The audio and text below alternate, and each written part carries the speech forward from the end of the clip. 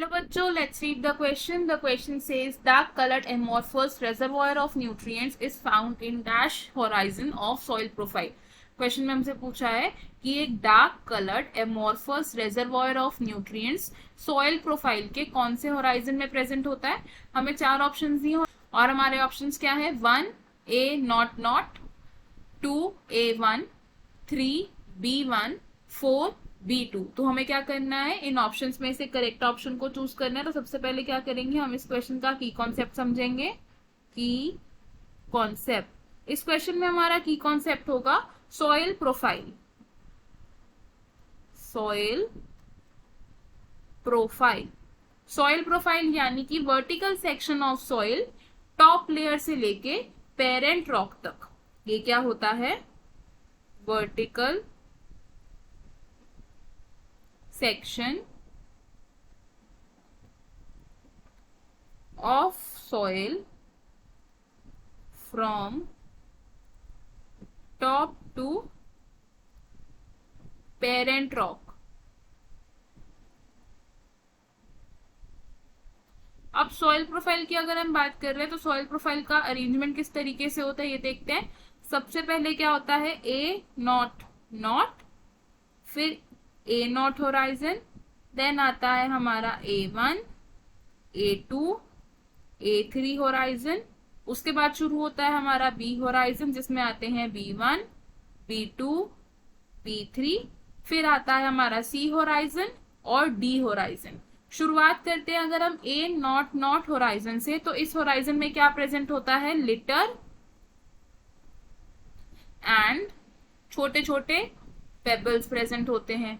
अब ये जो नेक्स्ट होराइजन है यानी कि A0 होराइजन है, इसमें क्या प्रेजेंट होता है, थोड़ा सा ऑर्गेनिक मैटर प्रेजेंट होता है, ऑर्गेनिक मैटर।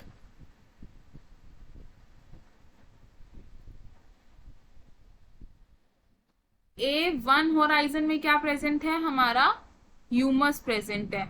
और ह्यूमस क्या होता है, ह्यूमस यानी कि dark amorphous nutrient reservoir, nutrient reservoir।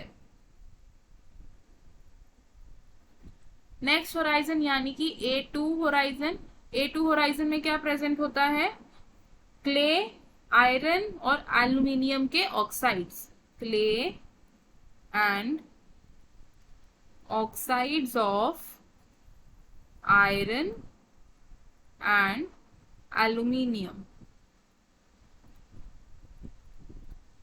A3 horizon में क्या प्रेजेंट होता है, A3 होराइजन होता है एक ट्रांजिशन लेयर, ट्रांजिशन लेयर। और ये जो B1 होराइजन है ये क्या होता है, ये कंटिन्यूएशन होता है A3 होराइजन का, यानी कि ये भी एक ट्रांजिशन लेयर है, ट्रांजिशन लेयर। क्या करती है ये, continuation of A3 horizon. Next is the B2 horizon. B2 horizon में प्रेजेंट होते हैं क्ले मिनरल्स, क्ले मिनरल्स। अब B3 होराइजन क्या है, B3 होराइजन है transition of B horizon and C horizon. ये क्या है, एक ट्रांजिशन लेयर। अब इसके बाद जो हमारा सेकेंड लास्ट होराइजन आता है यानी कि C होराइजन। C होराइजन में क्या प्रेजेंट होता है, weathered rocks and unconsolidated matter. तो इसमें क्या प्रेजेंट है, वेदर्ड रॉक्स, यानी कि जो रॉक्स सॉइल फॉर्मेशन में इंक्लूड हो चुके हैं वो रॉक्स प्रेजेंट होते हैं। एंड लास्ट होराइजन यानी कि डी होराइजन, इस होराइजन में क्या प्रेजेंट होता है, ये होता है हमारा bed rock.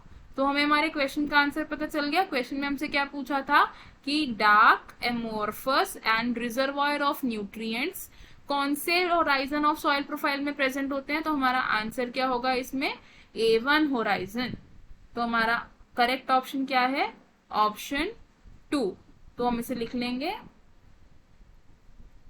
Option 2 is correct. अब देखते हैं कि बाकी ऑप्शंस क्यों इनकरेक्ट है।